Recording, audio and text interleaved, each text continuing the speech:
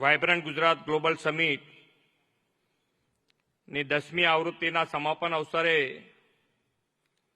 આપણી સૌની સાથે ઉપસ્થિત સમારોહના અધ્યક્ષ કેન્દ્રીય ગૃહ અને સહકારિતા મંત્રી શ્રીમાન અમિતભાઈ શાહ સાહેબ, પ્રદેશના યશસ્વી અધ્યક્ષ તથા નવસારીના સાંસદ શ્રી સી.આર. પાટીલજી, કેન્દ્રીય મંત્રી શ્રી પરસોત્તમ રૂપાલાજી, કેન્દ્રીય રાજ્ય મંત્રી શ્રી દેવુસિંહજી ચૌહાણ, ડોક્ટર મહેન્દ્રભાઈ મુજપરા, જમ્મુ કાશ્મીરના લેફ્ટનન્ટ ગવર્નર શ્રી મનોજ સિન્હાજી, વિધાનસભાના અધ્યક્ષ શ્રી શંકરભાઈ ચૌધરી, વર્લ્ડ બેંકના કન્ટ્રી ડિરેક્ટર શ્રી અગસ્તે હાને કોમે, રાજ્ય તથા અન્ય પ્રદેશના સન્માનીય મંત્રીશ્રીઓ, સૌ ઉદ્યોગ શ્રેષ્ઠીઓ, સાંસદશ્રીઓ, ધારાસભ્યશ્રીઓ, ઉપસ્થિત અધિકારીગણ, પ્રેસ મીડિયાના મિત્રો, સૌને મારા નમસ્કાર. વિશ્વ નેતા અને વડાપ્રધાન શ્રી નરેન્દ્રભાઈ મોદીની પ્રેરણાથી શરૂ થયેલી વાયબ્રન્ટ સમિટની સફળ સિરીઝની 10મી કડીનું આજે સમાપન થઈ રહ્યું છે. વડાપ્રધાન શ્રી નરેન્દ્રભાઈ મોદીની પ્રેરણાથી નિર્માણ થયેલું મહાત્મા મંદિર સતત 3 દિવસ સુધી વિશ્વભરના દેશોના અતિથિઓ માટે ગ્લોબલ નેટવર્કિંગ અને થોટ શેરિંગનું વાયબ્રન્ટ સેન્ટર બની રહ્યું. વાયબ્રન્ટ સમિટ 2024ના 3 દિવસો ગુજરાત અને ગાંધીનગર હોલિસ્ટિક ગ્લોબલ ડેવલપમેન્ટ માટેના ઉત્તમ મંચ બની રહ્યા.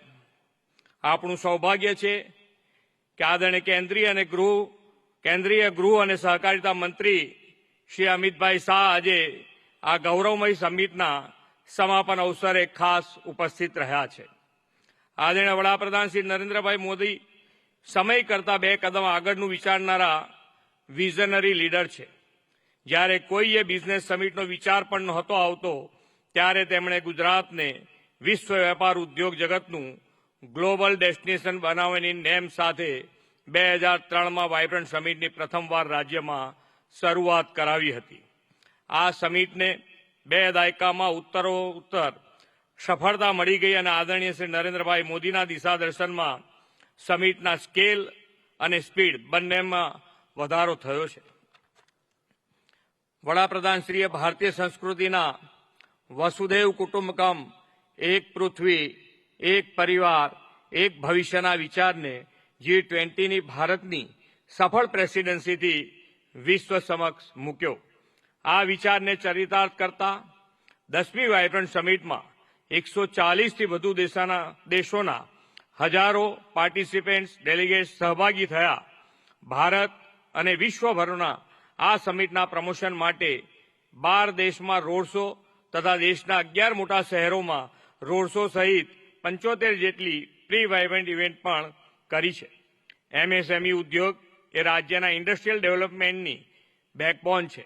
વાયબ્રન્ટ સમિટના માધ્યમથી MSME ઉદ્યોગને પણ ઉત્તરોત્તર નવું બળ મળ્યું છે. આદરણીય વડાપ્રધાનશ્રીની પ્રેરણાથી આ સમિટમાં રાજ્યના વિવિધ જિલ્લાઓની ભાગીદારી પ્રેરિત કરવા 32 જિલ્લાઓમાં આ વર્ષે વાયબ્રન્ટ ગુજરાત, વાયબ્રન્ટ ડિસ્ટ્રિક્ટનું પણ સફળ આયોજન આપણે કર્યું હતું. તેના પરિણામે જિલ્લાના MSMEને વિકાસની વધુ તકો મળી છે. વાયબ્રન્ટ સમિટ સાથે આપણે ગ્લોબલ ટ્રેડ શો યોજવાની પરંપરા વડાપ્રધાનશ્રીના માર્ગદર્શનમાં શરૂ કરેલી. આ 10મી સમિટ સાથે યોજાયેલો ટ્રેડ શો પણ ભવ્ય બની રહ્યો છે. 2 લાખ સ્ક્વેર મીટરની વિશાળ જગ્યામાં પથરાયેલો આ ટ્રેડ શોમાં blue economy, E mobility, defence and aerospace, drone technology, greenfield ports જેવા ઉભરાતા ક્ષેત્રોને શોકેસ કરતા થીમ પેવેલિયન પણ વિશ્વભરના વિવિધ રાષ્ટ્રો દ્વારા ઊભા કરવામાં આવ્યા હતા. 10મી વાયબ્રન્ટ સમિટના મુખ્ય અતિથિ તરીકે UAEના president his highness Sheikh Mohammed bin Zayed Al Nahyan સહિત 4 રાષ્ટ્રોના વડાઓની ઉપસ્થિતિએ વડાપ્રધાન શ્રી નરેન્દ્રભાઈ મોદીની વધતી વિશ્વ પ્રતિભા અને ભારતના વૈશ્વિક સ્થાનને નવી ગરિમા આપી છે. UAE તો પોર્ટ ડેવલપમેન્ટ, રિન્યુએબલ એનર્જી જેવા સેક્ટરમાં MOU કરીને ભારત UAE સંબંધોને સેતુ વધુ સુદૃઢ કર્યો છે. આ સમિટ દ્વારા અત્યાર સુધી દેશ અને દુનિયાની business community, thought leaders policy makers સહિત સૌ માટે ઇન્ક્લુઝિવ ગ્રોથ અને સસ્ટેનેબલ ડેવલપમેન્ટનો સંબંધ પ્રસ્થાપિત થયો છે. હવે વાયબ્રન્ટ સમિટની 10મી કડી વિકસિત ભારત 2047ના સમૃદ્ધ ભારતનું ભવિષ્ય સુનિશ્ચિત કરતો ગોલ્ડન ગેટવે બની ગયો છે. Semiconductor, renewable energy, green hydrogen, EV, aerospace and defence equipment manufacturing જેવા ઉભરાતા સેક્ટર્સ માટે તો આ સમિટ ઉદ્દીપક બની છે અને Gujarat gateway to the future બન્યું છે. વડાપ્રધાનશ્રીએ સેમિકન્ડક્ટર સેક્ટરને વેગ આપવાની દિશા દર્શન કર્યું છે. આપણે એ જ દિશામાં આગળ વધતા માઇક્રોન સહિત સેમિકન્ડક્ટર ક્ષેત્રની વિશ્વની અગ્રણી કંપનીઓને ગુજરાતમાં સેમિકન્ડક્ટર ઇકોસિસ્ટમમાં રોકાણ માટે પ્રેરિત કરી છે અને આ માટે MOU પણ થયા છે. આદરણીય વડાપ્રધાનશ્રીએ આપેલા ગ્રીન ગ્રોથ વિઝનને પરિપૂર્ણ કરતા આપણે આ સમિટમાં 50% જેટલા MOU ગ્રીન ગ્રોથ સેક્ટરના કર્યા છે.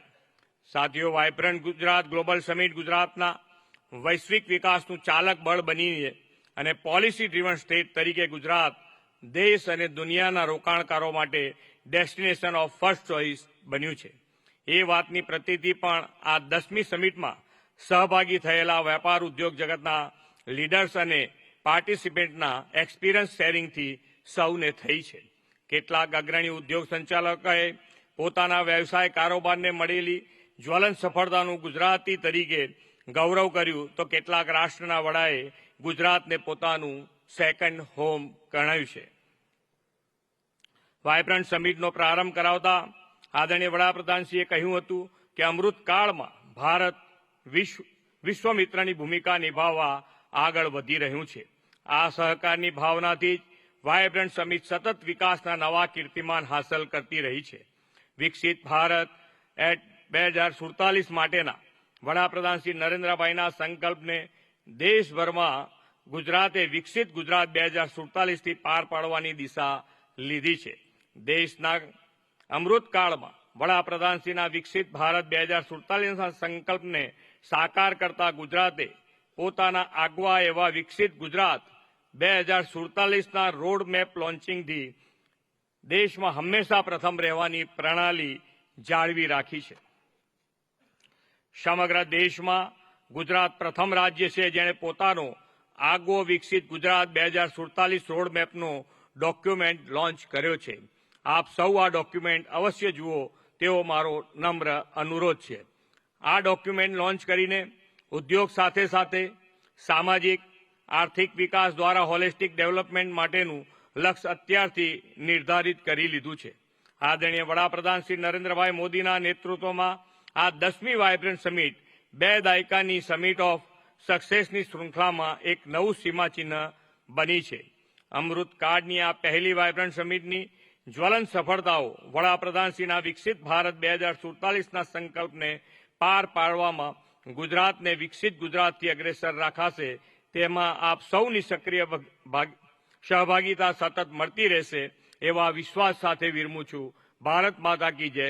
વંદે માતરમ. જય જય ગરવી ગુજરાત.